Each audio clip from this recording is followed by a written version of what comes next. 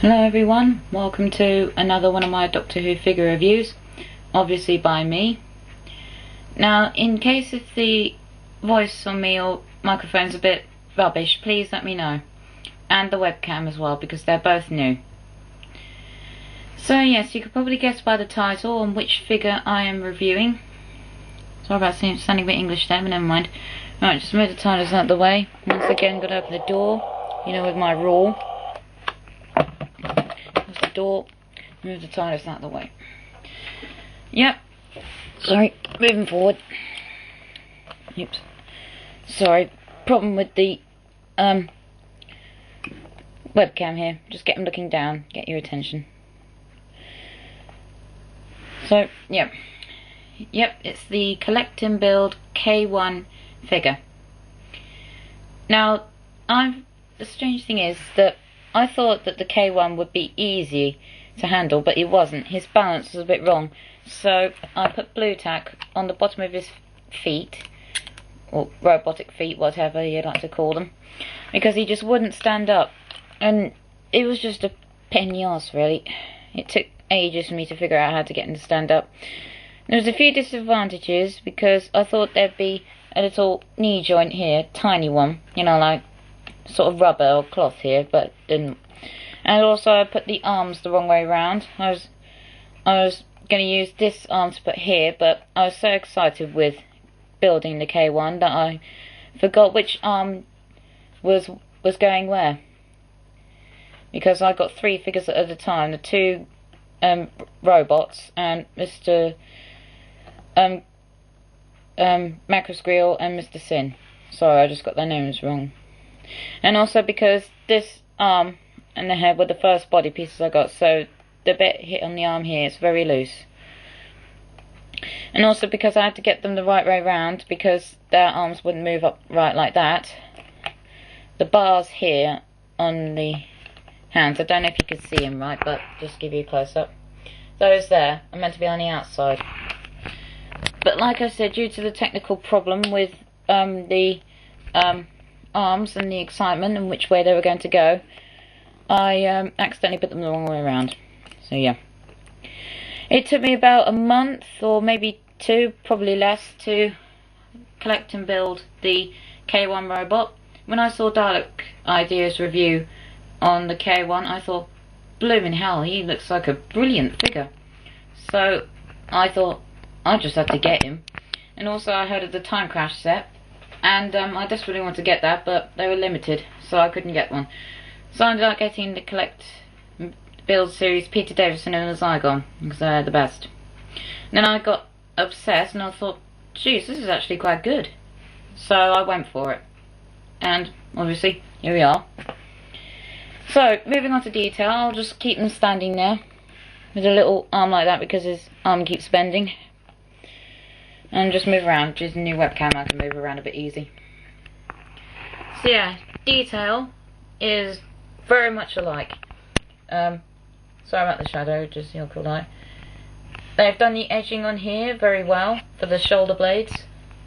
Buttons and wires, etc. here, very good. They've done little patches on the mouth here, which is a good feature. Sorry the graphics aren't good, but it isn't good on my laptop webcam either. Yeah, he looks like the actual one from the episode. Well, clips that I've seen anyway. I haven't actually seen it, but I do want to. The bed material here, that's transparent, apparently.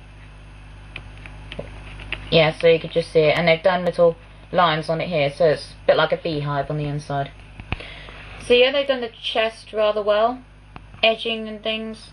On the legs, very good detail. Wires and everything. It's just a good figure. Turn him round. Oh, sorry. So hard with him with blue tack. So yeah, he's got a bit of detail on the back, on the head here. Good with the wire here, but because I got this was only a cheap made one, this wire bit here is a bit bendy. Dalek Ideas is more straight. Then I've done a few switches and buttons here. And just basically the same as on the front, really. So yeah, right. Just put the webcam down a bit. Right then, I guess I'd better move on to articulation. So you can't see them all there, it's just awkward with a little webcam. Gotta get a big one. Right then. I'm looking down at you because it's just silly with him looking up. Right then, articulation. The head, hang on. The head can move a full, no, it can't move a head 360-degree turn, sorry. It's because of the mouth bit here. It keeps it from moving, which is a bit of a problem. And it can't move, and it can move up and down, left and right a bit because it's ball jointed. But as I said, it can't move all the way around because of the coarse neck pad here. So that's the head. No articulation here, it was just a clip. The waist joint here, that too is ball jointed, so if I can keep K1 to stay where he is, it is, sorry. His waist can do a full 360-degree spin turn. Oops, sorry, blue tack let me down a bit, sorry. It's just really awkward, sorry. Right. Don't grunt now. So yeah, the arms can move out and in, which is not on everyday figure. The arm swivel joint here, that too can move 360 with a bit of a creak. The arms can move up like that to 90 degrees. There's joint here on the arm, so it can move like that, and a joint on the upper arm here. The legs, that can move out both sides, not very far. I don't know why, it's because there's a little dot here, if you can see, on the leg.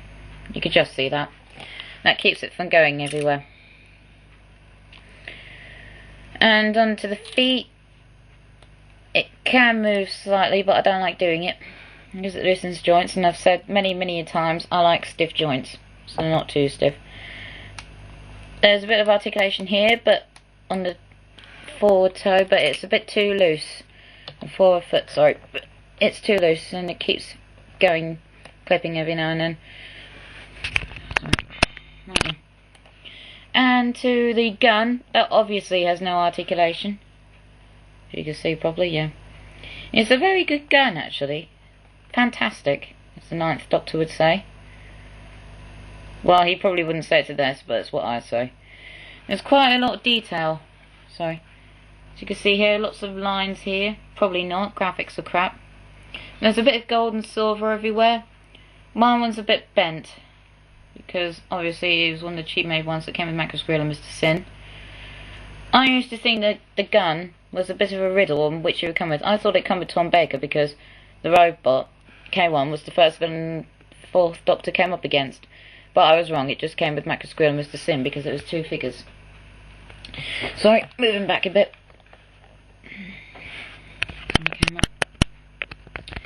That's just about it for the collect and build K1.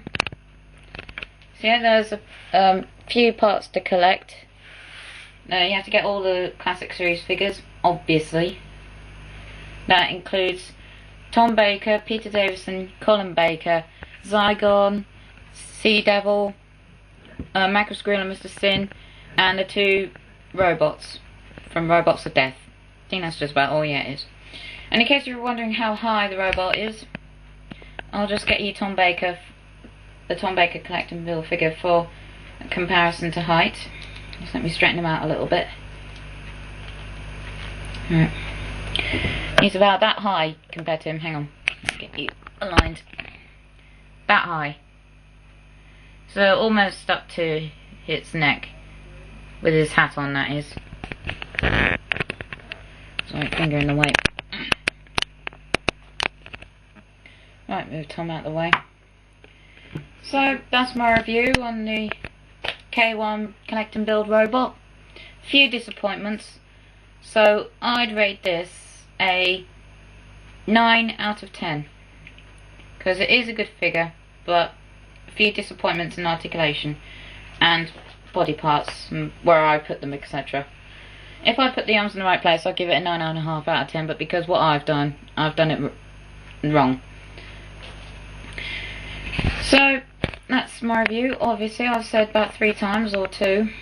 I better end this review now. Please comment, rate, subscribe, and answer to the Cyberman figure question ASAP.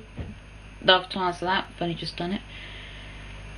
So you'll see in my next review that'll probably be a Clockwork robot figure, not a purple one from the Gelth Phantom Wave. No, the black suit one with a removable face.